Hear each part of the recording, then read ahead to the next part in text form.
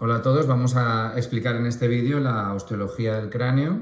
Iremos hueso por hueso repasando sus orificios, sus agujeros y sus accidentes. Empezaremos con el hueso occipital en una vista exocraneal.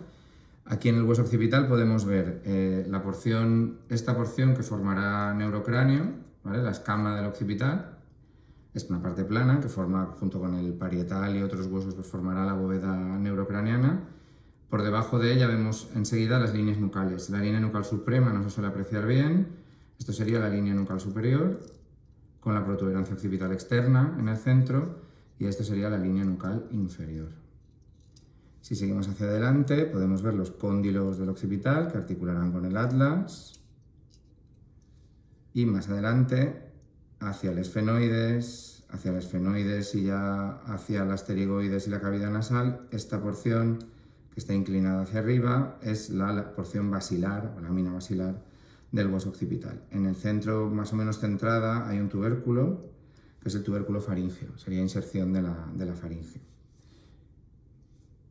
En cuanto a, aquí podemos ver también, esto es el agujero yugular que queda entre el temporal y el occipital, y delimitando el agujero yugular hay otra porción del occipital que es la apófisis yugular. Sería esta esquina que hace el hueso occipital a los lados del agujero yugular.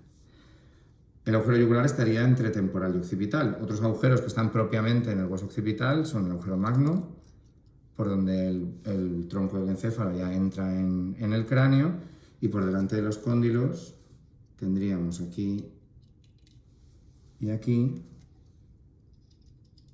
el conducto hipogloso, que por dentro lo podemos ver y lo podemos canalizar así. Esto sería el conducto hipogloso, por donde pasa el doceavo par craneal, el 12º par craneal, el nervio hipogloso. Delante del occipital tenemos el hueso temporal. El hueso temporal tiene varias porciones y varias apófisis que marcan estas porciones. La porción mastoidea estaría marcada por la mastoides, que está aquí, y aquí la del otro lado. Delante de la mastoides tenemos la estiloides. Esta apófisis muy finita, muy aguda, que en este lado estaría rota, pero que su base la podemos ver a este nivel. Por delante de la mastoides y de la estiloides tenemos el conducto auditivo externo, aquí, y delimitando la pared anterior del conducto auditivo externo hay una placa de hueso, que es el hueso timpánico. Esto es una porción del hueso temporal, pero se osifica separadamente y hay suturas que la separan del resto del hueso temporal. Podéis ver aquí, esto es la fisura petrotimpánica, que separa el hueso timpánico del resto de la porción petrosa del temporal. Porque esta porción de aquí, esta especie de cuña que hace el temporal hacia el occipital y detrás del esfenoides, es la porción petrosa del temporal vista desde fuera. Vista desde dentro, la porción petrosa es esto, este relieve que llamamos peñasco.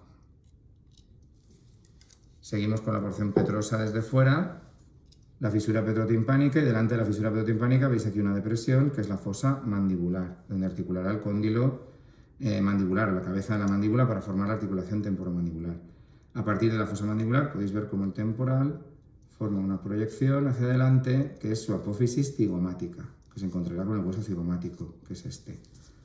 Podéis ver aquí cómo el temporal formará gran parte de lo que llamamos el arco cigomático.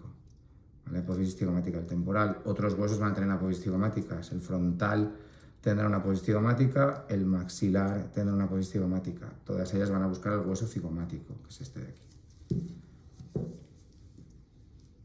En el temporal, en esta porción petrosa del temporal, vemos varios orificios. El yugular ya lo hemos comentado, que estaría entre el temporal y el occipital. Y aquí vemos un agujero redondeado que se ve muy bien, que además se nota que no cruza directamente al interior de la cavidad craneal, que es el orificio carotidio, agujero carotidio. Es el inicio del conducto por el cual entra la arteria carótida interna. La arteria carótida interna entrará por este agujero y saldrá al interior del cráneo por el agujero rasgado, aquí delante. Como podéis ver, el agujero carotidio no se ve en el interior del cráneo, pues la entrada de un conducto. Entre la mastoides y la estiloides, aquí tenemos un agujero también, un orificio, que es el agujero estilomastoideo. Por este agujero saldrá el nervio facial, el séptimo par. El séptimo par que habrá entrado previamente al interior de la porción petrosa del temporal por un agujero que es este, el conducto auditivo interno, en la parte de atrás del peñasco. Ahora hablaremos de la cara interna del hueso temporal. Pero bueno, el agujero estilomastoideo es la salida de un conducto, así que tampoco lo vamos a encontrar en la cara endocraneal. A todo esto hay que hablar de lo que pasarían por los distintos agujeros. Por el agujero yugular pasaría o se formaría la vena yugular interna, que empieza a ese nivel, en la fosa que precede al agujero yugular, y también pasarían 3 pares craneales. Los pares craneales, 9 el hueso faríngeo, 10 el vago y 11 el espinal o accesorio. Saldrían todos por el agujero yugular. Si seguimos con el hueso temporal, más hacia adelante llega un momento en el que la porción petrosa del temporal se encuentra con el esfenoides, esto es el inicio de la apófisis pterigoides del esfenoides, y con la porción basilar del occipital. Ahí ese rincón entre los 3 huesos queda abierto, en el sujeto vivo estaría cerrado por una placa de cartílago y forma el agujero rasgado. El agujero rasgado, hay estructuras que lo cruzan de dentro a fuera del cráneo, son los nervios petrosos, y la arteria carotídea interna, como hemos dicho, no la veréis entrar por aquí porque entra por el agujero carotídeo, pero sí la veréis salir al interior del cráneo por la otra cara del agujero rasgado. Así que el agujero rasgado sería la salida del conducto carotídeo al interior del cráneo. Si le damos la vuelta al cráneo podemos ver el resto del hueso temporal, pero por dentro. Entonces vemos, esto es el peñasco, la porción petrosa, eso estaría todo hueco y lleno de las celdas del oído medio y del oído interno. El peñasco tiene una cresta, aquí y aquí, que me separa 2 caras, una cara anterior y una cara posterior.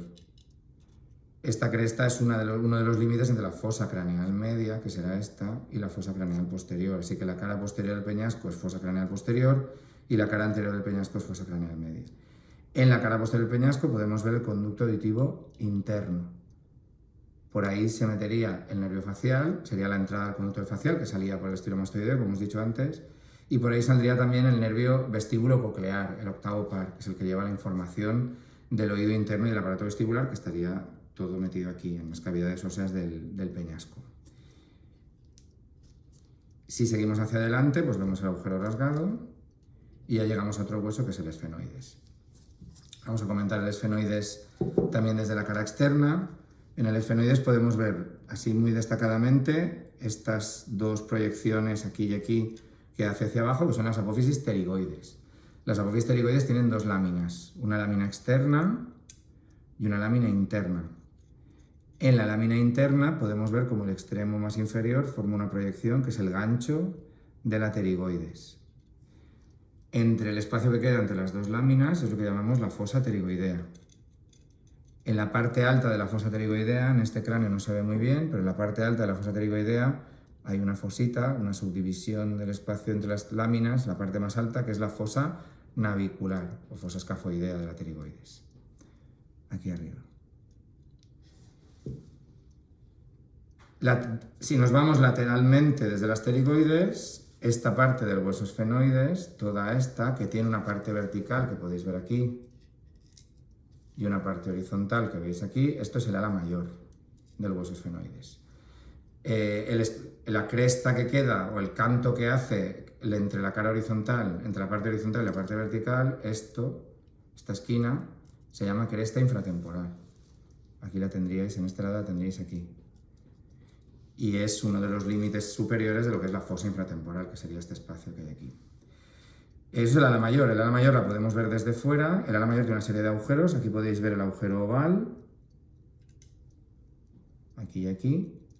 Y detrás del agujero oval, en este cadáver cuesta de ver, detrás del agujero oval, entiendo que será este de aquí, en este lado, tendríamos el agujero espinoso.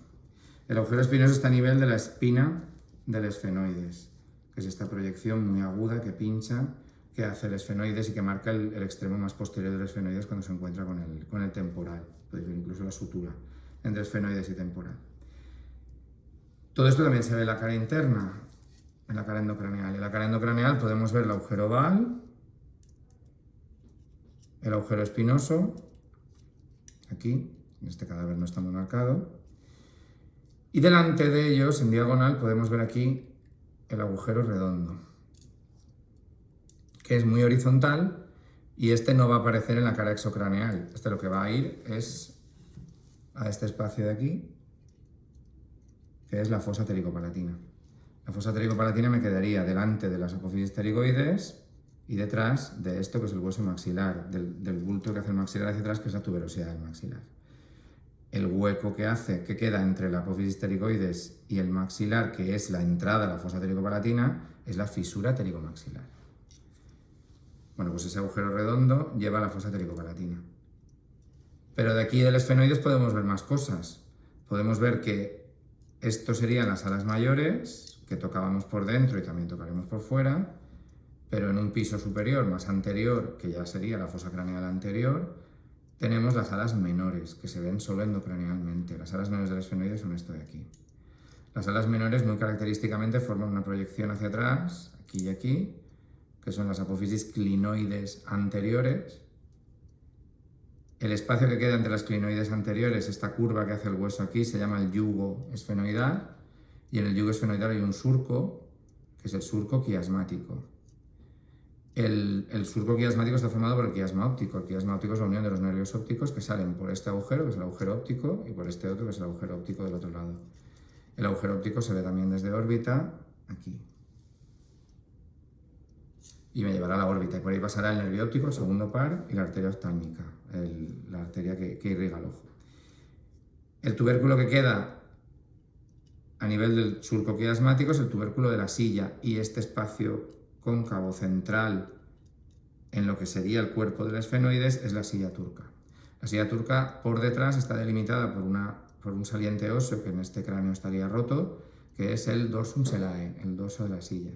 El dorsum selae, los extremos del dorsum selae aquí y aquí formarían las apófisis clinoides posteriores, que ya os digo que en este cráneo no se ven. Y si vamos hacia atrás desde el dorsum selae, el esfenoides acabaría más o menos aquí, y llegamos a la porción basilar del occipital que antes hemos visto desde fuera. La parte interna endocraneal de la porción basilar del occipital y la parte de atrás del dorsum selae forman lo que llamamos el clivus, esta rampa que va hacia el agujero magno. Entre la ala mayor del esfenoides y el ala menor tenemos una fisura aquí y aquí, que se ve mejor casi desde órbita, aquí, que es la fisura orbitaria superior. Por la fisura orbitaria superior van a pasar las ramas del quinto par, de la rama oftálmica del quinto par, del trigémino, y van a pasar también los nervios motores oculares. El tercer par oculomotor, el cuarto par troclear y el sexto par abducens, aparte de venas del ojo y demás. No hemos hablado de lo que pasa por los agujeros que hemos comentado antes del esfenoides. Por el espinoso pasará la arteria meninge media, que irrigará la mayor parte de las meninges del cráneo y alguna rama nerviosa para inervar meninges. Por el agujero oval pasa el nervio mandibular, la tercera rama del trigémino, del quinto par, y por el agujero redondo pasa el nervio maxilar, que es la segunda rama del trigémino, del quinto par también. Con esto tendríamos más o menos el esfenoides y podríamos pasar hacia adelante, hacia el frontal. El frontal, bueno, visto desde fuera, lo tendríais aquí. Tiene una apófisis cigomática, que va a buscar el hueso cigomático, veis cómo forma techo de la órbita. Esta parte del frontal que forma el techo de la órbita es lo que se llama la porción orbitaria o lámina orbitaria del frontal. Y en algunos cráneos a este nivel podréis ver el seno frontal. Lo que vemos aquí encajonado entre el frontal en la parte de arriba de fosas nasales, en el techo de fosas nasales, esto ya no es frontal, esto se llama la lámina cribosa, toda llena de agujeritos, con una cresta en el centro que es la crista galli, la cresta del gallo. Esto es etmoides, el hueso etmoides, que forma la mayor parte de fosas nasales y del que veremos poca cosa porque está por aquí dentro en fosas. En fosas nasales también vemos los huesos nasales, que forman la primera parte del techo de las fosas nasales, y ahí dentro vemos tabique nasal. Esta parte más anterior del tabique nasal, que en este cráneo estaría un poco rota, es la lámina perpendicular del etmoides. Lo que vemos a los lados, aquí y aquí, son los cornetes. El cornete inferior, y si vamos más para arriba, pues habrá un cornete medio y un cornete superior. El cornete inferior es un hueso separado, el cornete medio y el superior son parte del etmoides. El etmoides también lo vemos en órbita. Esta zona de la órbita, esta zona de la pared medial de la órbita, aquí y aquí, esto es la lámina orbitaria del etmoides, también llamada lámina papirácea, porque ahí dentro el etmoides es muy hueco y esta lámina de hueso es muy finita. Por delante del etmoides, a este nivel, vemos ya un hueso que hay aquí, una plaquita de hueso que hay aquí, que se llama hueso lacrimal, En él vemos una cresta, que es la cresta lacrimal posterior, y delante de ella vemos otra cresta, la cresta lacrimal anterior, que es parte ya del hueso maxilar. Entre las dos crestas tenemos el surco lacrimal, donde estará el saco lacrimal y hay un orificio, la entrada del conducto lacrimonasal que va hacia fosas nasales, hacia el cornete inferior. Y con esto pasamos al hueso maxilar. En el hueso maxilar ya hemos hablado de la apófisis cigomática. Aquí vemos la apófisis frontal que sube a buscar el hueso frontal y que formará parte del borde interno de la abertura orbitaria. Y vemos aquí la arcada dentaria superior. La arcada dentaria superior, los dientes estarán encajonados dentro de estas proyecciones del hueso maxilar, que son las apófisis alveolares, con los agujeros alveolares. Visto desde abajo, el maxilar tiene la proyección esta hacia atrás, que es su tuberosidad, y aquí hace la apófisis palatina, que formará el techo de la boca. Aquí y aquí. Aquí veis que hay una sutura palatina sagital que separa las dos láminas, las dos apófisis palatinas del maxilar. En el maxilar podemos ver un agujero muy característico debajo de la órbita, que es el agujero infraorbitario. El agujero infraorbitario es la salida de un conducto, que es el conducto infraorbitario. En esta órbita no se nota mucho, pero normalmente el conducto infraorbitario se continúa con un surco, que es el surco infraorbitario, que lleva hacia la fisura orbitaria inferior. La fisura orbitaria inferior es esta, y la fisura orbitaria inferior comunica la fosa infratemporal y la fosa térico-palatina con el interior de la órbita. En el hueso maxilar también podemos ver aquí un agujero, que es el agujero incisivo, que me llevará desde el techo de la boca hasta fosas nasales, en la parte más anterior del paladar. Y detrás del maxilar tenemos lo poco que se ve extracranealmente del hueso palatino. Esto es la lámina horizontal del hueso palatino. El hueso palatino forma una especie de L, la lámina horizontal estará aquí, la lámina vertical irá en vertical hacia ahí, hacia fosas nasales. Vemos la parte horizontal y en la unión de la lámina horizontal y de la lámina vertical hay una proyección hacia atrás que se mete entre las láminas de la apófisis pterigoides y que cierra la fosa pterigoidea. Esa proyección se llama apófisis piramidal del hueso palatino. Y en la apófisis piramidal del palatino vemos agujeros. Podemos ver uno más grande que mira hacia adelante, que es el agujero palatino mayor. Por aquí saldrán ramas palatinas para el paladar duro. Y por detrás podemos ver alguno más pequeño, en este cadáver no se aprecia mucho, pero alguno más pequeño por ahí, que son los agujeros palatinos menores, con ramas palatinas para el paladar blando. Por aquí esto nos lleva a la salida posterior de fosas nasales, que son las coanas, los orificios posteriores de las fosas nasales, que si veis están delimitadas por la lámina medial de la pterigoides, el borde de la lámina horizontal del palatino y por un hueso que forma la parte posterior del tabique nasal, que se llama el vómer. El borde posterior del vómer es un borde libre y me separará ambas coanas. Y esto sería más o menos todo.